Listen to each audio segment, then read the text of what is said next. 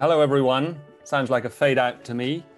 Thank you very much for joining us. My name's Giles Whittell, and I'm an editor at Tortoise, and this is our regular Friday lunchtime Sensemaker Live Thinking with Santander, except it's not really regular. I'm going to hand over quite soon, very soon, to my much more erudite colleague, Claudia Williams. But before I do, can I just say, blimey, it's been a heck of a morning to work for a so-called slow newsroom.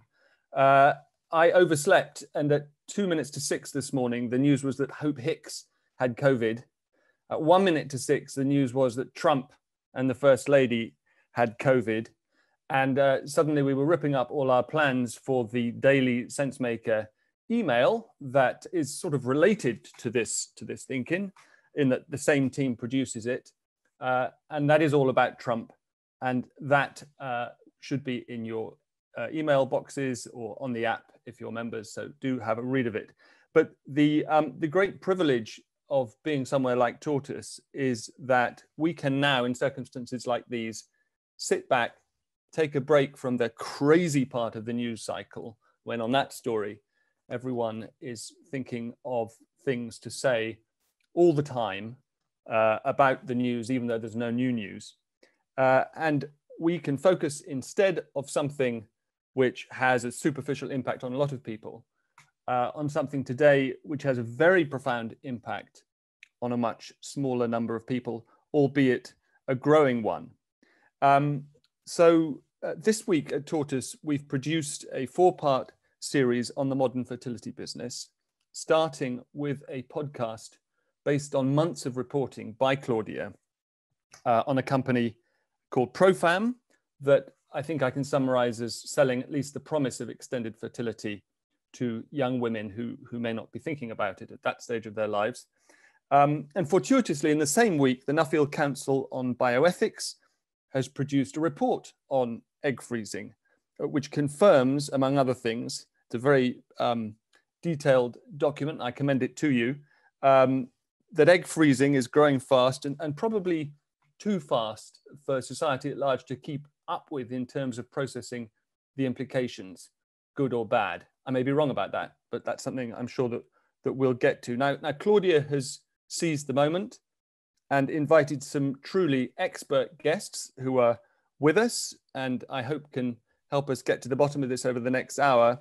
So just in a minute, I'm going to hand over to Claudia, pausing only to remind those of you who may be at a think-in for the first time broadly what it is. We call it a forum for civilized disagreement, sometimes with very sort of specialized subjects like these.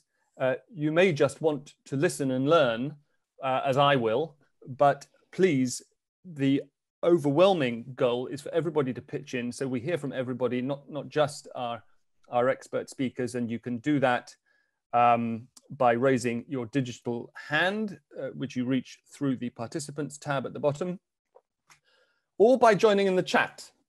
And we will keep a close eye on the chat. My other colleague, Zav Greenwood, is there too. And if you say something interesting, we may egg you on to articulate it, and we'll turn the camera on you. And with that appalling pun, over to you, Claudia. Thank you, Giles. It wasn't that appalling. All right, brilliant. So as Giles has kind of explained, the prompt for this thinking today was we responded quite quickly to a report which was released by the Nuffield Council on Bioethics that came out this week on egg freezing. And it was it was too perfect for us to avoid talking about it in a week where we've covered the fertility industry from the side of fertility and preservation, which is egg freezing and other forms of cryopreservation, all the way to the money and the people that are using these treatments. So I think, if possible, it'd be brilliant if we could start the conversation today with Frances Flinter, who is a member of the Nuffield Council on Bioethics and also Emeritus Professor of Clinical Genetics at Guy's and St Thomas's NHS Foundation Trust. And she was involved in the report that kind of sparked this whole conversation. So I thought it'd be a really nice idea for us to kind of go first to Frances, who's going to get us going and explain very briefly kind of what the report is about and why you decided to pull it together and kind of why it's come out this week. Thank you very much indeed, and good afternoon, everyone. Well, the Nuffield Council on Bioethics is an independent body that aims to identify ethical issues that arise out of new developments in medicine and biology, with the aim of, amongst other things, stimulating public debate. So it's great we've gone from publishing the report on Wednesday to having this discussion today. This is exactly the sort of thing that we wanted to stimulate. The report is very timely, I think, for two reasons. Firstly, because, as you said, more and more women are electing to freeze their eggs. And secondly, because the government is at the moment considering whether or not to extend the current 10-year limit on the time that women can store frozen eggs before they have to either use them or destroy them. Now, if we go back to just thinking why would women want to freeze their eggs, it's something that's actually been allowed by the regulator, the Human Fertilisation and Embryology Authority, for 20 years now. And originally, it was a technique that was developed for women who were about to be made infertile as part of their treatment, something like cancer. And because treatments for cancer have been getting so much more better and women are surviving, and once they finish their treatment, would like to consider starting a family, this technique was developed so that they could freeze their eggs and then once they'd completed their treatment, have the hope of being able to get pregnant. What's been happening more recently is that some women are choosing to freeze their eggs because they don't feel ready yet to start a family or because they don't have a committed partner, but they are aware of the inevitable age-related decline in fertility, and they're worried that by the time they feel ready to consider motherhood, their fertility may be sufficiently compromised that it's too late. And one of the things the report identified is that the significant increase in the number of women considering egg freezing has not been matched by much new data as to how successful it's likely to be. And so there are concerns that women may be persuaded to spend large amounts of money freezing their eggs, when what little data there is available at the moment suggests that the vast majority of them never use those eggs. 95% of them have still got their eggs in long-term storage after a very significant number of years. And of the tiny minority who do choose to come back and defrost their eggs with the aim to trying to fertilize them and become pregnant, only 1 in 5 of those women actually manages to have a healthy baby. So we have a situation where something that's quite expensive is being marketed at women who may be feeling vulnerable and concerned about their fertility, but we don't really know why so few of them are coming back to use their eggs. And we're concerned that many women who are choosing to have this form of treatment actually may not be aware of the costs and the risks and the success rates of this form of treatment. So that's why we feel that debate and a better public airing of these issues is important, particularly because it's becoming apparent that some companies are now starting to offer this as an employment perk. That's quite common in America and it's becoming more common here. And whilst for some women that may feel empowering because they have more control over their reproductive life, there are other women who may feel pressurized by their employer into deferring motherhood from the time when they're at their peak to a time later on in life when they may be less fertile. And there are, of course, many other ways that employers could support women by having family-friendly policies, by subsidizing childcare, and so on. So maybe I should stop there and allow other people to comment. No. That was a really brilliant overview, and I think pretty much everything that you've just mentioned we're going to have to dig into in this next 50 minutes because there's quite a lot to unpack, isn't there? I think now the best thing for us to do probably would be to start at the very beginning. If we go to Dr. Kylie Baldwin, who's from the Centre for Reproduction Research at Montfort, who contributed to the Nuffield report and is an expert on egg freezing, and I do believe has a book about egg freezing. So we're going to drop that into the chat. Kylie, would you just be able to explain for us what actually is egg freezing? How does it work? What's the process involved? How do you get from the decision to freeze your eggs to potentially having a baby? Thank you. Am I even unmuted? Yes, I have. So Thank you very much for the invitation to talk today, and I can definitely kind of touch on some of those things now after such a brilliant introduction by Francis. So my research has been looking at women's experiences of egg freezing, and the women I spoke to engaged with the technology around about 2012 through to 2018, and I've been very privileged recently to go back to some of those women to ask them what has happened in their lives in the kind of preceding 8 to 10 years. And that's also been very interesting, although the research items have not yet been shared.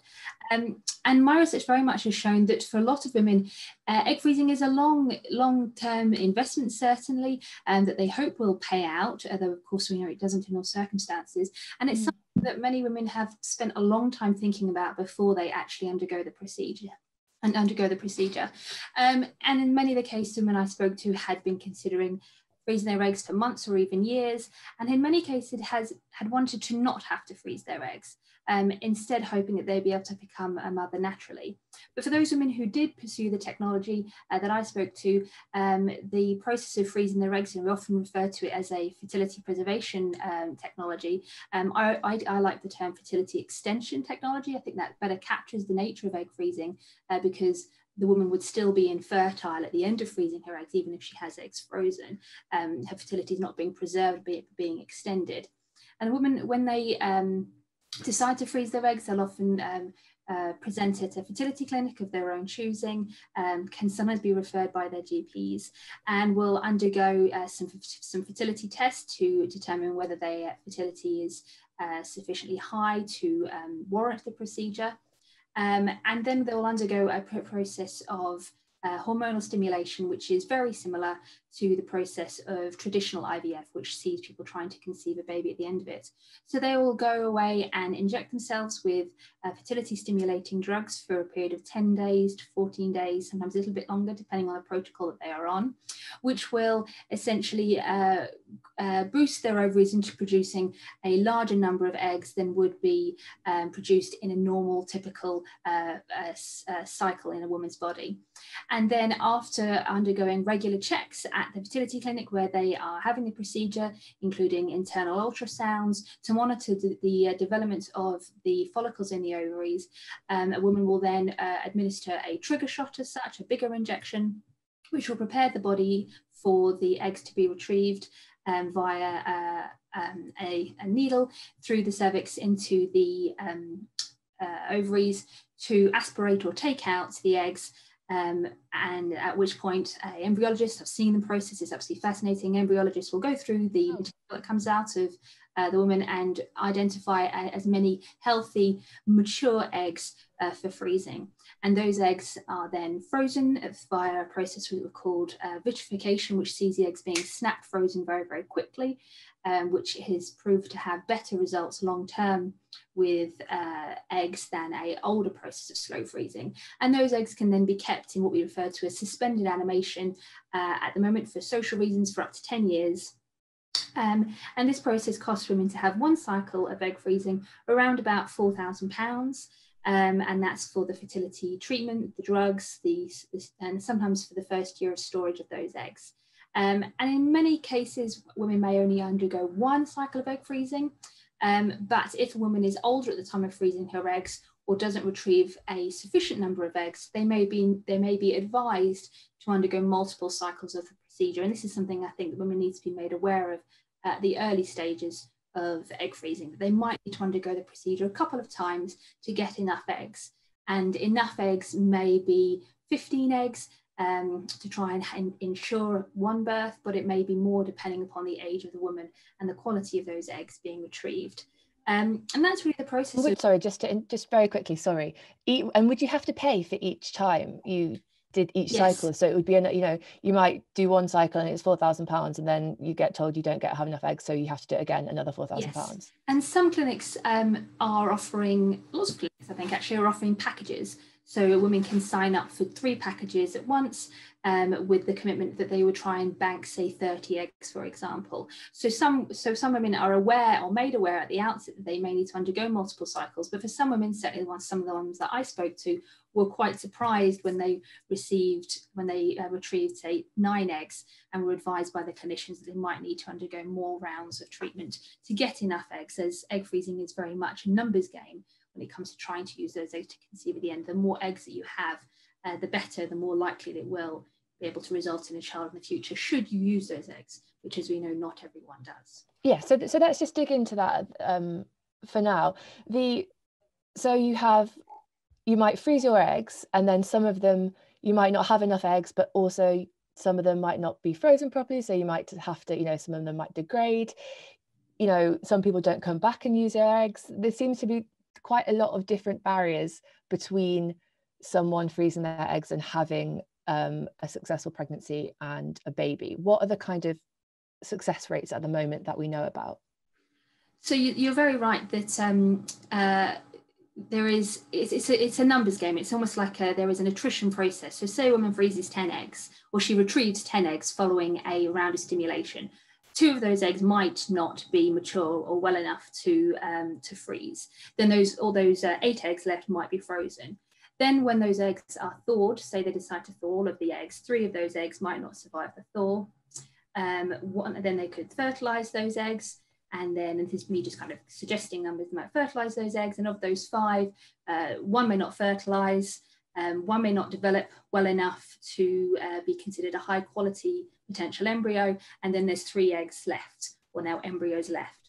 And so you can see how you can get from 10 eggs down to really only 3 embryos, which you could use to try and conceive, which is why women are suggested to freeze as many eggs as possible, or they feel happy with, to try and up those odds to having a successful pregnancy at the end of it. And the issues of success rates is so complicated and so difficult. So in my book, I spent, I think, about 3,000 words, and I cut it down in success rates and how likely it would be the woman would have a successful pregnancy following egg freezing. And it varies hugely on the numbers of eggs frozen, the age of the woman at the time that she was freezing those eggs, the expertise of the clinic. And those are the kind of the 3 main things. But we are seeing success rates in terms of live birth rates as low as 6-7%, and perhaps as 35%. And we have to bear in mind, of course, that fresh IVF that's been existing for 30-40 years now, the success rates of fresh cycles of fertility treatment still only sits around about the 33-35% mark. From memory, Joyce maybe has comments on this further because she works in clinics, whereas I'm a sociologist, so I'm at a distance. But we have to remember that fertility treatment in itself is not hugely effective, let alone fertility treatment with previously frozen eggs or frozen genetic material. Well, thank you so much, Kylie. That's been so helpful, but I think it's probably the perfect time for us to bring in Joyce to kind of comment on that. So Joyce Harper is Professor of Reproductive Science at the Institute for Women's Health at UCL, and she's also the Director of Education at the IfWH and Director of the Centre for Human Reproduction. So Joyce, have we got you? Are you there? Yep. Yes. Hi. I mean, there's so much for us to talk about in this conversation. I know that you and I have spoken about this kind of thing at length before, but kind of when we talk about fertility treatments and we talk about fertility preservation, I guess could you kind of sketch out for us, as kind of Kylie's just suggested, that the success rates aren't necessarily very high, but then they're also very attractive to women. Why are people interested in fertility preservation, even if it might not work? And kind of where are we in terms of how successful it will be? Yes, well, one thing we've got to think about is the age that women are having their first child has increased globally. If we look at figures for the last 20 years, we can see that every country that's been examined, the actual age that women start having children is creeping up and up. And in many countries, it's over the age of 30. And the problem with this, which is a huge problem for egg freezing, is that female fertility declines, especially after around age 30, and age 35, it becomes significantly reduced. So if we look at the IVF data, for example, that we've mentioned already, the HFEA who report the data, they report everyone under 35 together, because they have, as Kylie says, about a 30% success rate. But after that, female fertility does start declining quite rapidly. And the HFEA now reports data over 35 within 2-year blocks. So we can see, if you look at their data, it's on their website, you can see that how the success rate of IVF goes down. And that's going to be the same for egg freezing. So if we've got women who are not even trying to get pregnant till they're over 30, they have got a very small window of their potential fertility before it starts to decline. So then egg freezing might be the answer. The trouble we're seeing in the UK, as the report shows, is that the average age of women freezing their eggs in the UK is actually age 38. So for me, I would say that that's quite a major problem, that women are leaving it too late to freeze their eggs.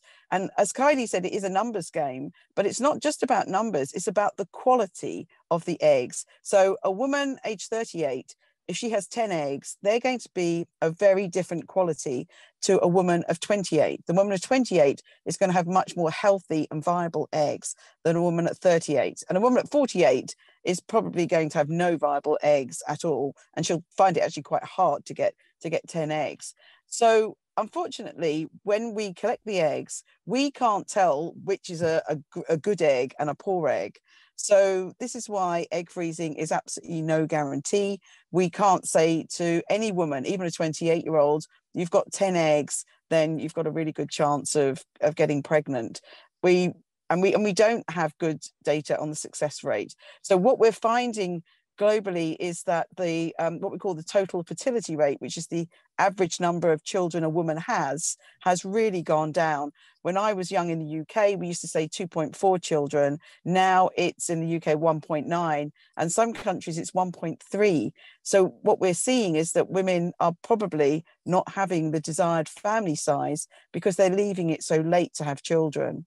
But I do think that egg freezing shouldn't be plan A. It should be plan B. And so we are doing a lot of work on fertility education to make sure that women can make informed choices about their fertility and about egg freezing. And as everyone said, it's very expensive. It's no guarantee. And also in the UK, at the moment, we have this 10-year storage limit. So if a woman at 28 froze her eggs, she'd have to use them by the time she's 38. She could have egg donation at much older ages, but the government is saying that she would have to discard those eggs. So we've got lots of controversial things to think about with egg freezing. So then I'm going to pick up on a comment that Caroline's made in the chat, which I think is something that I've personally been thinking about a lot recently and kind of came up when we were working on the podcast. Is that, I mean, do you see a future where all women in their 20s are looking at egg freezing or fertility preservation? Because, you know, we're obviously within society moving towards older motherhood, and is the answer then to make society fit with biology, we have to look into egg or tissue preservation for people in their 20s, and that just has to become something that people consider a lot earlier? I mean, obviously the barrier being, you know, £7,000 to £8,000. Is that something that you think is going to happen? I think we are going to see more people go through fertility treatment for non-infertile reasons. That's sort of too broad for us to discuss now, but there's some genetic testing that may be opened up to look at the health of embryos. So I think more people are going to go through it anyway. I would feel really sad if our graduation present to our young women was to send them off to the fertility clinic to have their eggs frozen. I've been through IVF. I mean, that is we've kind of going that way, aren't we? That is something that is happening. That is the way that these products are being marketed. That is the way, you know, you just have to look at some of the clinics and the websites, and particularly in America, graduation presents, birthday presents, that is the messaging around this. That does really scare me. I was single at 32, and if egg freezing had been around, I would have done it. But it was definitely plan B. And as I said, I don't think it should be plan A. I think it would be really terrible if we medicalize reproduction. But I think we are heading on that slippery slope. And as I said, I went through years of IVF, and it's torture. As Kylie says, you've got to inject drugs, you've got to have scans with no guarantee that you're having a child. I don't want anyone to have to go through fertility treatment, or anyone to end up injecting themselves with fertility drugs and going through this. Having been through it, it was really traumatic. So it worries me that we would get to a stage, and we're heading towards that Brave New World, a book that was written 100 years ago, where women didn't even carry their own children. They were all done in our labs. So, you know, where will we be in 20, 30, 40 years. There's so many questions around the controversial use of this technology, and it's great that we have this discussion. And is the answer for you, is the answer fertility education? So making sure that people are, you know, empowered to make their own decisions, but that they know the reality of fertility decline? Because I have to say, and we've had this conversation before, that I'm 27 and I don't necessarily want to face up to the fact that I think you just said that I should be, that, you know, if you're starting to try for a baby after 30, it might already be too late. To me, that's horrifying. I wouldn't say it's too late, but I think people need to get their skates on if they want to have children. Yeah. So I think fertility education is the key. We've set up a UK and an international fertility education, and what we're all saying, why have we waited so long to do this? We should have done this before, because women need to make informed choices. And we were talking about marketing of egg freezing, and I think that from the work that we've done, we've looked a little bit into the website claims and the information that's being given out at some of these egg freezing parties, and it needs to be accurate. It needs to be evidence-based. We don't know the success rate really of women that freeze their eggs. We don't have enough data because, as you said, so few women are coming back to use them. And why are they not coming back to use them? Well, from Kylie's work and others, that we know that most of the women that freeze their eggs are ready to have children, but they haven't got a partner. And unfortunately, what we think happens is that the majority of them still don't find a partner. Also, some women that do find a partner or are ready I would recommend trying natural conception first, so they may have got pregnant naturally. So this is going to mean we're going to have a lot of people not coming back for use of those eggs ever. And again, I think that information needs to be made clear to women that are considering freezing their eggs. You said that a lot of these people might be single, or you know it's not necessarily because they're planning for a career. They're not necessarily saying, you know what, I could have a baby right now, I'm 32, I could have a baby, but actually I want to work for another 10 years and definitely do it when I'm 40. It seems to be that they're saying, I don't really have, for whatever reason, I can't have a baby right now. I would like to extend my options for the future. Do you think that this focus on fertility preservation is emphasizing the idea of motherhood as something that has to be, or parenthood as something that has to be kind of biological? And do you think that there's people that are looking into fostering or adoption or any of these alternative means of kind of having a family? I'll pick up on the last point first. Fostering and adoption in the UK is a very, very difficult thing to do. And it's a very different type of parenting because you're dealing with children who have had a rough start to life. So it's very, very difficult to foster or adopt in the UK.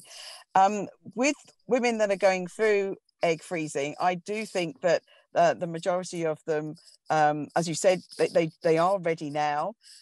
So I just think we've got to be really honest with them, tell them the correct information, and make sure that they're really making an informed choice about where they want to go.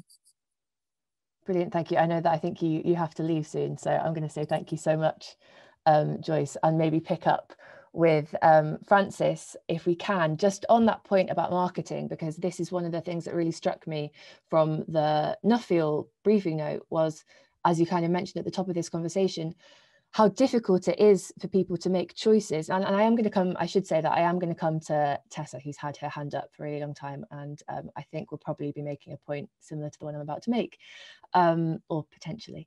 But the idea that for some women, this is going to be a really empowering, decision, that they have thought this through, they have made the decision to do it. But the Nuffield report highlights kind of the problems in terms of clinics giving people the correct information. Do you see that as something that's just going to keep continuing in the industry? Is there anything being done about that? Well, so women can only make an informed decision if it's easy for them to find all the correct information and data that they need. And what researchers told us, and what people like Kylie have identified, is that women find it extremely difficult when they're looking at the websites of these companies to find out how experienced they are, what their success rates are. And it's almost impossible to find out a figure for an individual woman as to what is the chance of treatment working for her. And it's very much dependent on her age and a whole range of other factors.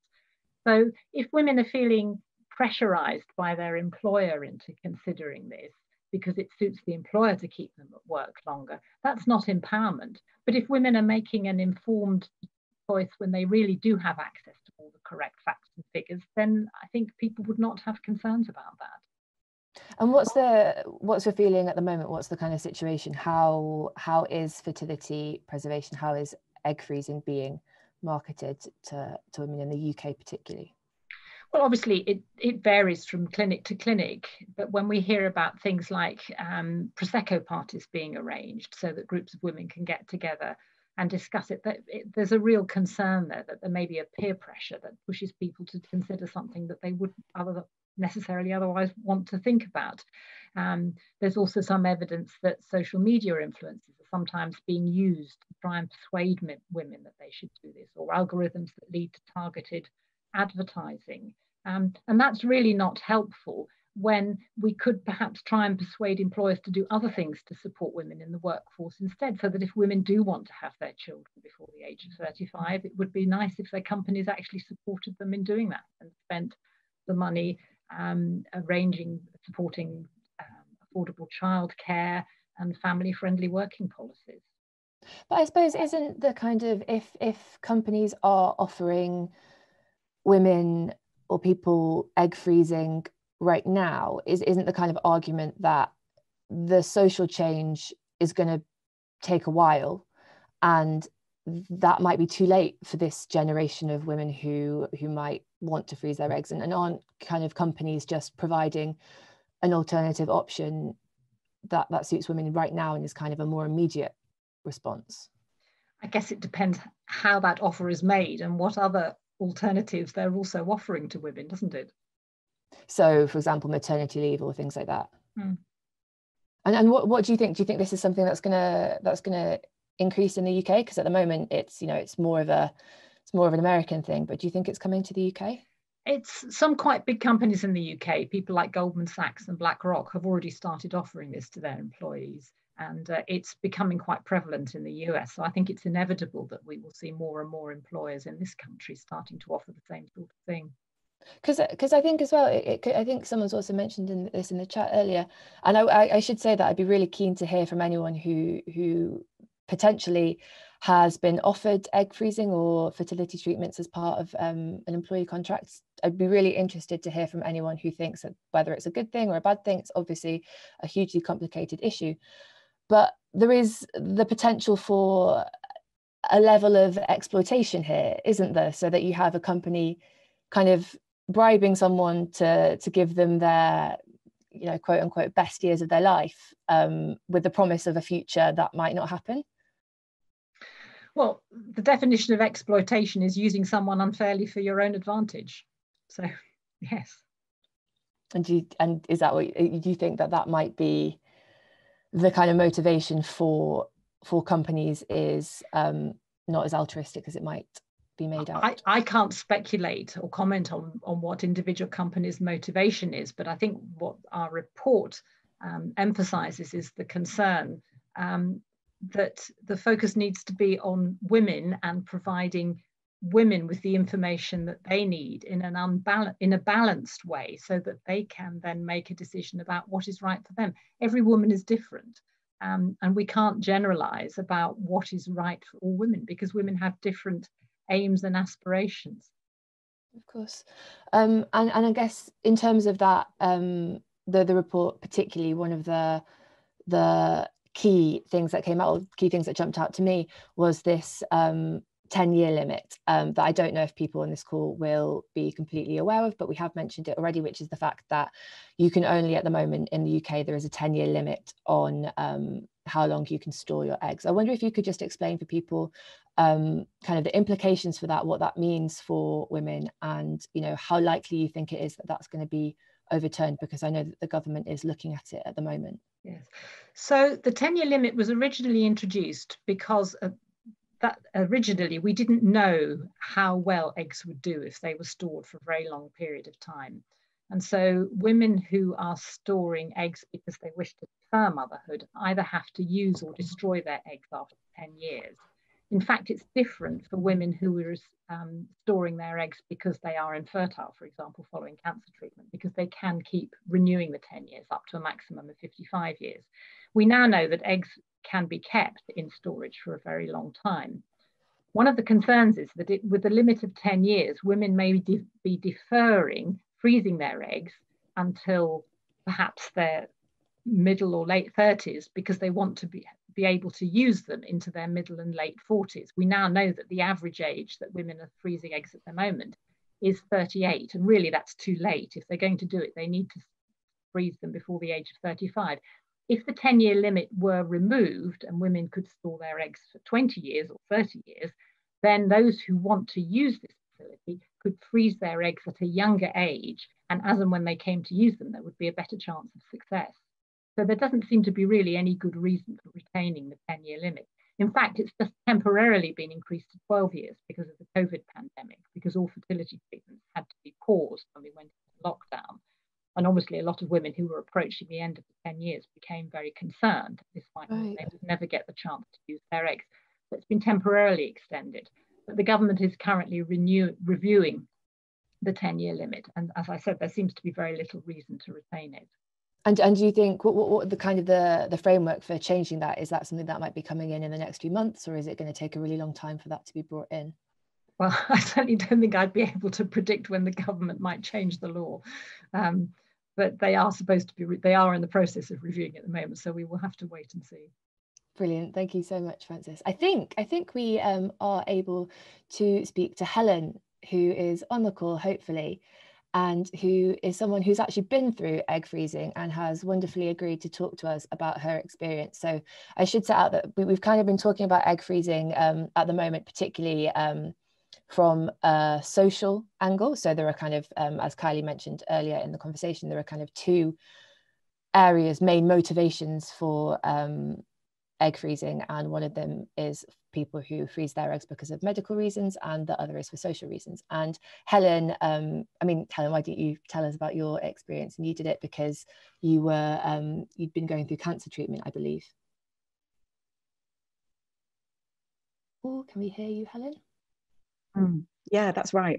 Yeah. So, and thanks for being. This is a really great conversation. Thank you for the chance to be part of it. So, yeah, I knew I'd always wanted to be a mom. I was actually trying to get pregnant at the time. Then the breast cancer thing happened. So I was told that I could harvest my eggs. I basically would have to kind of rush harvesting my eggs, that treatment through, before my cancer treatment could start. And my consultant was really against it. He was really kind of fighting quite hard. He said the cancer was very aggressive, didn't want me to do it.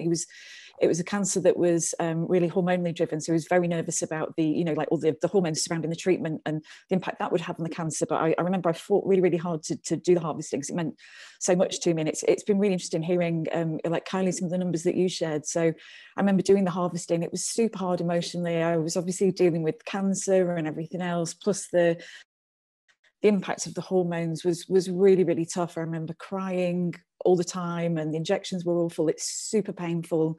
I remember just was bloated and sore. It's not a nice experience at all. But I remember doing all of that, and in the end I got four eggs, which we froze. So hearing your stories about the numbers game, Kylie, I definitely felt like I was really scared that I wouldn't have had enough. I had no option. I had to then just kind of start my cancer treatment. So I had those 4 embryos put on ice when I was 38, and then had to wait 3 years before I could finish the treatment and let the drugs get out of my body from the chemo.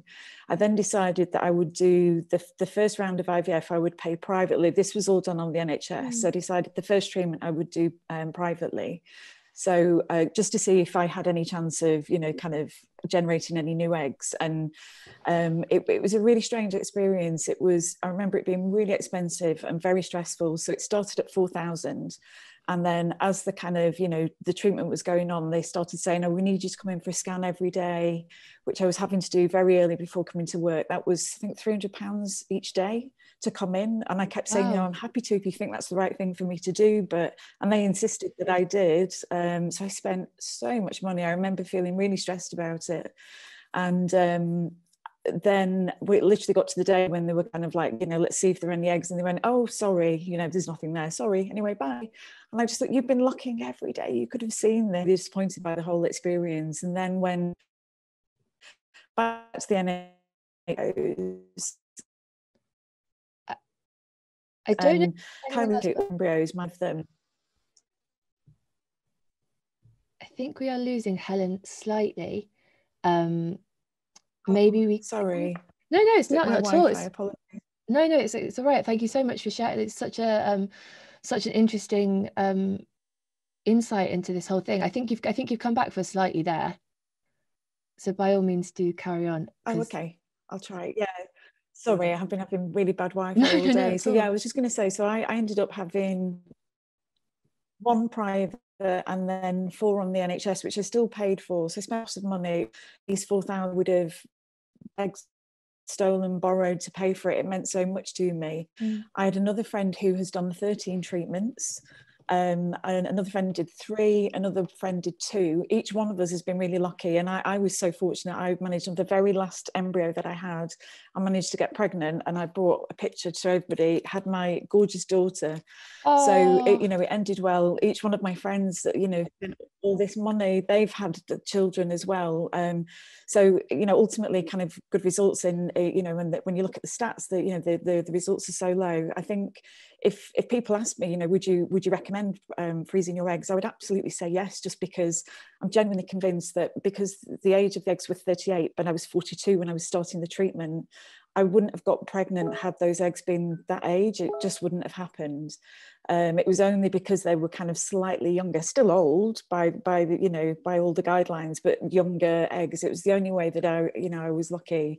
And really interesting, we're talking about the employee benefit. So literally yesterday, my company announced that this was a new employee perk, that, you know, wow, everybody sign up. And it was, you know, all this kind of marketing was pushed around it. And I remember thinking then, oh, how do I feel about this? And on the one hand, great to get the financial support because it's expensive, but it just does leave a bit of a funny taste in the mouth. They're kind of, I don't know, kind of encouraging you to do that so you can continue heads down in your career. So it's such a topic, and I thought these points about education as well. No idea until I started assess. The teachers start thinking about this. So I thought I could wait till about the 36 and would be fine, and I kind of assumed by then that wasn't going to necessarily be the case. Yeah, I mean, I should say the whole experience of reporting on this story has completely made me think about my own fertility. Just to your point, Helen, about the money that is involved in this, this week, and I think Zav has linked to them in the chat here, but I spoke to 4 different people who have gone through fertility treatments about kind of the process for them, and just as you're telling your kind of so moving and wonderful story about the kind of getting to that point of having your child, so many people are willing to pay whatever it takes, and they are willing to do whatever it takes. And I think when we're talking about the kind of risks and the small chance of success, actually for a lot of people, I'd be really interested to hear from anyone in the room who might feel like this, that, you know, even if they know that this might have a really, really tiny chance of succeeding, that's worth it for them because this means so much to them. There's one person that we interviewed for the Money Diaries who spent £45,000 on having her son. Thank you so much, Helen. Thank you so much for sharing. Let's go to Tessa, who has very patiently had her hand up for a long time. Hi, Claudia. Hello, everybody. Hi, thank you. My name's Tessa, and I'd like to talk about sperm. I just wanted to sort of look at this in a slightly wider context. We're talking about the fertility crisis, and you know, we've talked about the context of the conversation is about an awful lot of personal choices that people have made, and having had a fertility struggle myself with my kids, I totally get it. However, there are 2 things I just wanted to talk about. One was the sort of political and economic backdrop of this, because we need, I think it's something like a 2.1 replacement level fertility for a population that can support itself, and particularly at the moment with an aging population, we've got this inverted pyramid of fewer younger people supporting a much a rapidly aging demographic at the top. So this is of course, as ever, the personal is political, but this is hugely political and economically important. And if we have a fertility crisis, again, we are looking at women's role in that. And if you think that sperm counts have halved in the last 40 years in men, we're not having an education campaign about what are you doing about your sperm motility, what are you doing about your sperm count, and fertility is there are two people involved in fertility issues, and I just feel sometimes that the educational side of this is it's a women's problem. How do people solve it? And when it comes to the way in which the kind of the political and economic need to replace the population was recognised through employment law, through protection of jobs, through maternity cover, this feels like an extension of that conversation. But at the same time, I just wanted to talk about male fertility, which is a huge contributing factor to a lot of people's fertility struggles, not naming any names. Anyway, I just wanted to throw those other points into the conversation. No, I think that's really interesting, and I mean, I'm sure I'll be corrected by some of the experts if I'm wrong on this, but in my understanding, that was the case with IVF as well, which is that we focused on female fertility for kind of the beginning period, and then it took quite a long time. It was when male fertility was factored into it as well, that actually male fertility problems exist, that success rates really improved. I think let's go to Dr. Kylie Baldwin again. And I should say that we're going to finish up in 12 minutes. And I also do have some slides to go through. So definitely put your hands up or comment in the chat if you want to get involved. Thank you. Yeah, I just wanted to make this point earlier on, and Tessa also kind of just raised it just now, that, we talk a lot about women's reproductive choices, women are delaying childbearing, women are not making use of egg freezing early enough, women are having children too late. And in my research, it hugely came out that the biggest driver of women's use of egg freezing was men. And we spend so much time talking about women, but it's about men as well. And I noticed on the chat, on the participant list, we've got a lot of men here as well. And so I think it's important to talk about men. It's important to talk about men's attitudes towards fatherhood, men's wishes with regards to fatherhood, men's attitudes towards relationship formation and sustaining relationships and commitment and these sorts of things as well. Because egg freezing is about women, but it's also very much about men and the relationships women have with men, or that they want to have with men. And I'll just say that my research, it was with women who were heterosexual. I didn't have any other sexual identities in my research.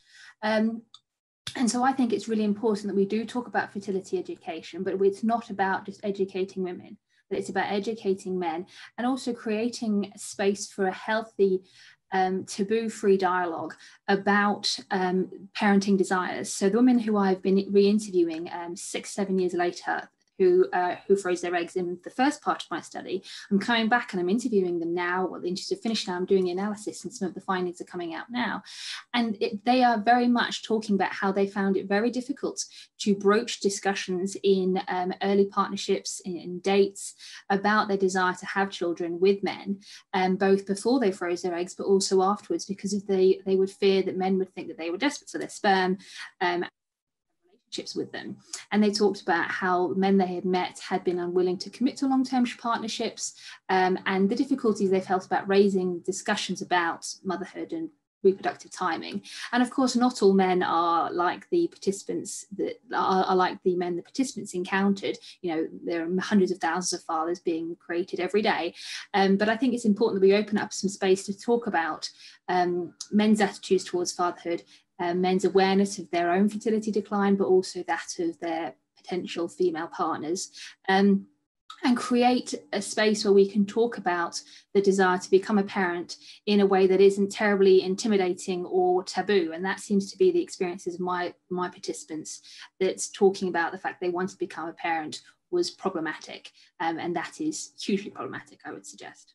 That's so interesting. And I think one of the, I think if I'm right, one of the things that came out of the Nuffield briefing note was the fact that a lot of people who are looking into social egg freezing are doing so because they are single and they are not in a financial place to have a child at that point in time. So it is kind of, it's obviously a much wider conversation than can sometimes be focused on in terms of just like, oh, I'm putting this off because of my career or something like that. It's something which is about relationships, and it's about families, and it's about kind of more than just that individual. I think Zoe has their hand up as well, and it would be brilliant if we could, after Zoe, come to Bex, who I think might not be able to be on camera, but does have something to add, if that's possible. Hello. Hi, Hello. So, I mean, I'm 27. The way that I think about it is that it would be for, not for fertility extension, but for delaying menopause, which is something that we haven't really covered. It's not really covered in the title of this, I get that. But I think I kind of just wondered whether people thought that it's also, I kind of see it as part of a culture that's maybe coming up with younger people, and the kind of growth of social media and the kind of instantaneous culture, that maybe there's quite a lot of anxiety about having to actually make a choice and take that really big step of, whether it's to do with freezing your eggs, but kind of having a child or something like that is, you know, a big decision. And maybe people don't want to make that decision at the age of 25 or 30. So there's quite a lot of anxiety around doing that with younger people, and maybe they're putting it off. So I just wondered if that was something that people thought might be kind of a contributing factor in that kind of cultural shift that might be coming up as younger people get to my sort of age, or our sort of age, Claudia, and then beyond, that they're just trying to stave off that decision-making thing because they don't feel, I don't want to say they don't feel like they can handle it, but because that's a very flippant way of saying it, but that's kind of a colloquial way of saying it. I hope I'm not offending anyone either, but no, I completely understand where you're coming from, and I do think that's something that we that's a good point from Oliver as well there. Yeah, how many people have their money? Yeah, I think that's kind of part of the crucial part of this whole conversation, is that, yeah, when you're in your 20s making a decision that's, as you know, we've not really covered it at the moment, but the type of people at the moment who are engaging in social egg freezing are overwhelmingly middle class, university educated professional women. It's a money thing, but I also think, as you have suggested, it's a commitment thing. It's quite a big deal. It's a big deal in your 20s to say that, you know what, I'm going to commit to this financially, I'm going to commit to it mentally, because it's a big thing. It's about bringing a child into the world. It's not just a medical treatment, although maybe for some people that is where it's moving to. Thanks so much, Zoe, and I'm really keen to hear anyone else who might have any responses to that in the last few minutes. Let's go to Bex if we can, and then we'll go to Dr. Kylie again, and I'll finish up by speaking to Francis, if that's possible. Hello. Sorry, I'm Rebecca McLaughlin, so I'm over in Australia, so it's 11 o'clock at night here, hence I can't turn my camera on. Thank you so much for joining us. Thanks.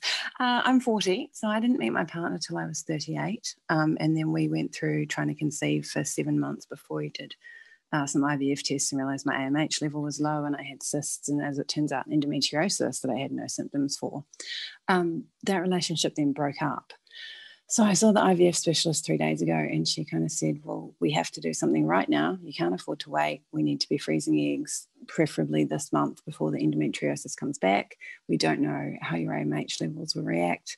And I was like, well, that sounds fair and logical. What's the price?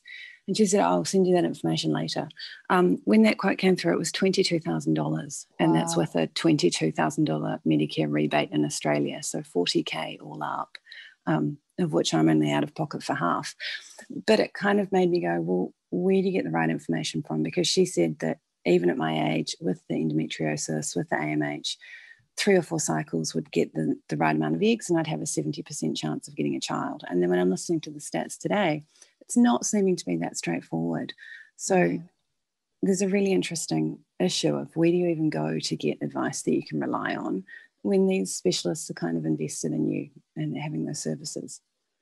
I think that's a brilliant point, and I think that's kind of where Francis and her team are coming from with this report, is really saying that this is such a new area that we don't have the data. We just fundamentally don't have the data to know how successful it is for such a broad number of people.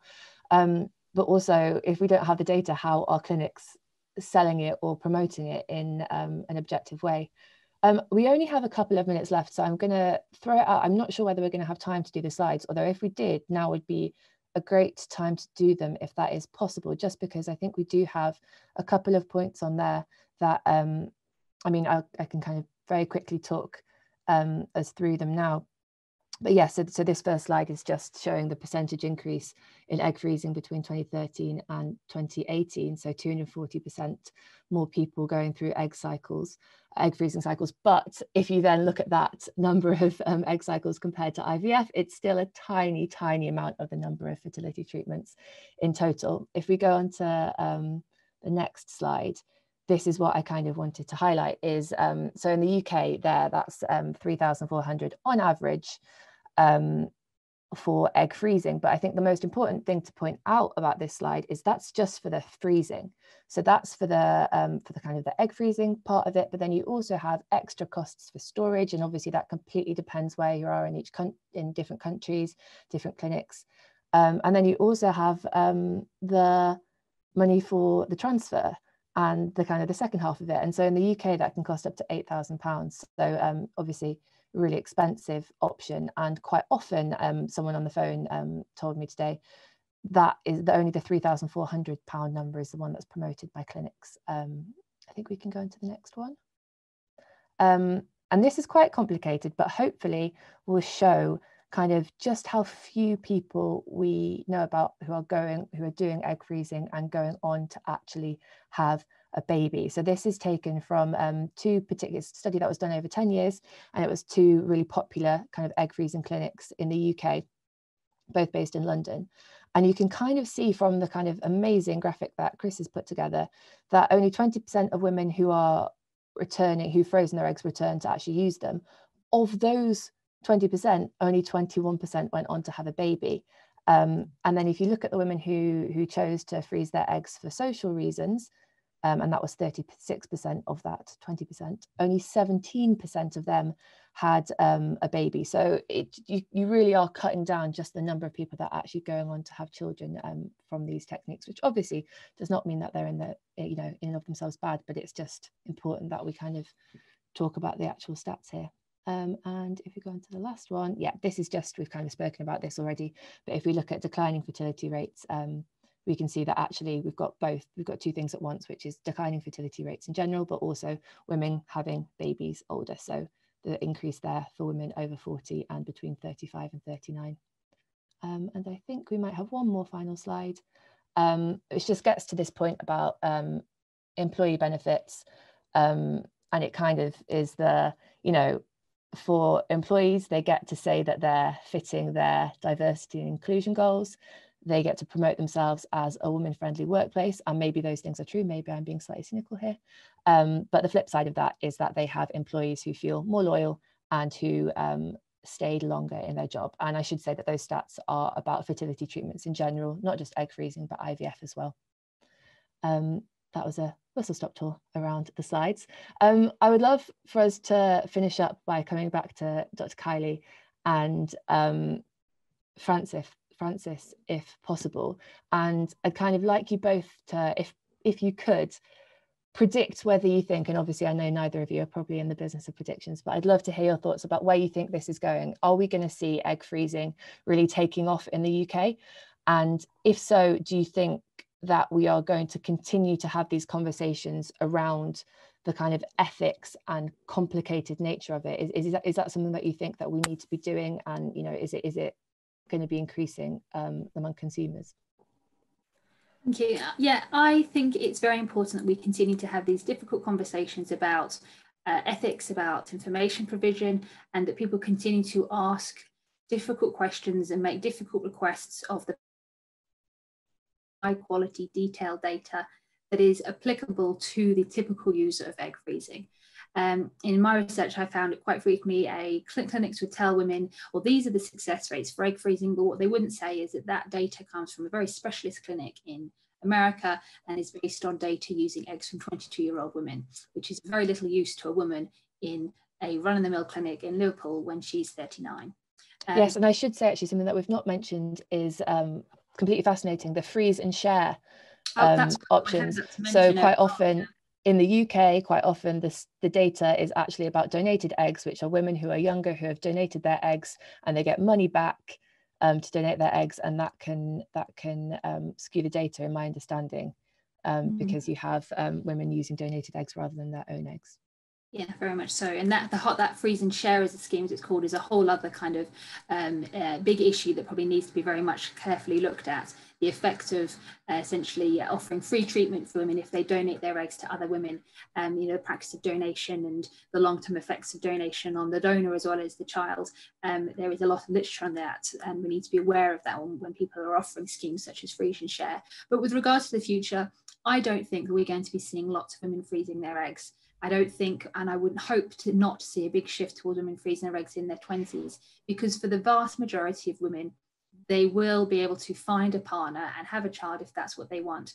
And having, boatloads of graduate students freezing their eggs is not something I think which is positive. It's a highly medicalized procedure. It's not a pleasant procedure, and in many cases it would not be necessary for younger women to be freezing those eggs. And I hope the 10-year time limit does change. I don't think we should fear a sudden influx of massively older mothers, women attempting to have children in their 50s and 60s. The women I've spoken to have said that is not something that they would want. They simply want an extra 3 or 4 years to buy them some time to be in the right position to have a child. Also, I just wanted to add, what I was about to say was that the use of egg freezing at a younger age, it isn't desirable. I can't remember something else I was going to say now.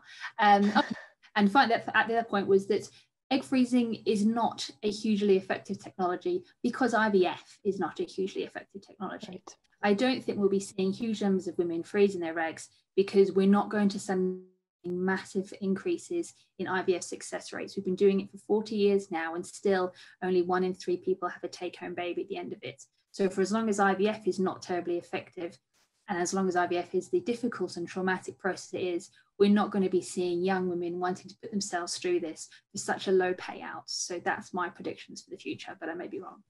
Brilliant, thank you so much. Let's go to Frances if we can.